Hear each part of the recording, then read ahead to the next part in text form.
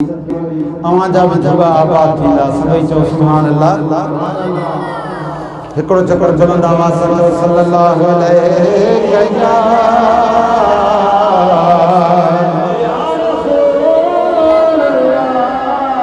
हिते पर आयासीं प्लाट लो ॿियो कुझु बि कोन हो त मां खे जॾहिं हिन दोस्त अब्दुल वास्ता वीडियो ॾेखारी त मुंहिंजा बि लफ़्ज़ क़िबला साईं लिखिजी विया त शाम जो शादी वयो शाशा नया ही मुझे अल्लाह जो एहसान शाम जो शाशा नथी वयो शानया ही मुझे अल्लाह जो एहसान वहाँ भी तो ही मुझे अल्लाह जो एहसान ही मुझे अल्लाह जो थोड़े मां बरकतों पियो थो विझे रब मिठो रहमतूं पियो थो विझे हो पधरड़ो वियो चुड़ी मकान हो पधरड़ो वियो चुड़ी मकान जंहिंमें वेठो सुहिणो मुज़फ़र ख़ान जंहिंमें वेठो फ़क़ीर ज़ाहिद ख़ान चओ शाम जो शाशा नथी वियो शानया ही मुंहिंजे अल्लाह जो एहसान का धरावत को नवी मूंखे अदा का धरावत को नवी मूंखे अदा ही नवाज़ो नबी सदके खुदा रब मुंहिंजो मिठड़ो थियो मेहरबान चओ ही मुझे अल्लाह जो एहसान ही मुझे अल्लाह जो एहसान चओ ही मुझे अल्लाह जो एहसान बस तवक्कल खुदा जी ज़ात में जहीं बेहारो आए न महलात में जहीं बेहारो आए हिन महलात में दाता जे तरफ़ां मिलियो ही दान चओ ही मुझे अल्लाह जो एहसान ही मुझे अल्लाह जो एहसान शाम जो शादी वयो शाशा नया ही मुझे अल्लाह जो एहसान ही मुझे अल्लाह जो एहसान मानकी के दुहल बाजा क्यायत में जॾहिं बि जाइ चाहींदी आहे त के वरी तुतूरियूं बि आणींदा आहिनि अदा गाना रिकॉर्ड करंदा आहिनि जिते अल्लाह जो क़ुरान हाफ़िज़ुल क़ुरान तमामु सुहिणी तिलावत कई तिलावत खां बाद में तमामु प्यारो ख़िताब आला साईं जन कयो अवां जी दिलि ठरी पई हूंदी वरी हिन गुनाहगार खे हुकुम थियो जेको मुंहिंजो हाल आहे अवां जे आॾो पेश आहे सभई चओ सुभान अल्लाह मानकी के दुहल बाजा क्यायत में बस मोहम्मद जा बदाही क्यायत में बस मोहम्मद जा बदाही क्यायत में खुद खुदा महबूब जो सनापान तो असांखे कहिड़ी ताक़त आहे खुद खुदा महबूब जो सनापान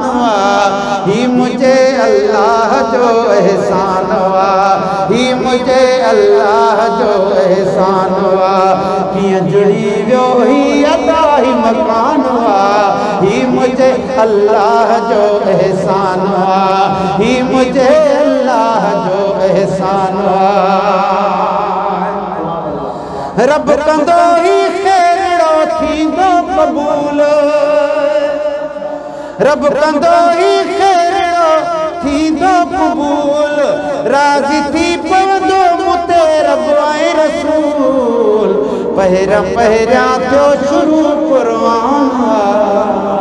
ही मुझे अल्लाह जो एहसान ही मुझे अल्लाह जो एहसान ही मुझे अल्लाह जो एहसान बद नज़र खां रब बचाईंदो मूंखे तार मारब शाल तारींदो मुझो मुर्शिद कंबर वारो जानवा मुझो मुर्शिद कंबर वारो जानवा ही मुझे अल्लाह जो एहसानवा ही मुझे अल्लाह जो एहसानवा शाम जो शाशा नथी वियो शानया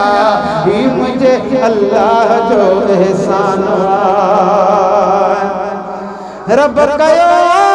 करम पीर बख्शते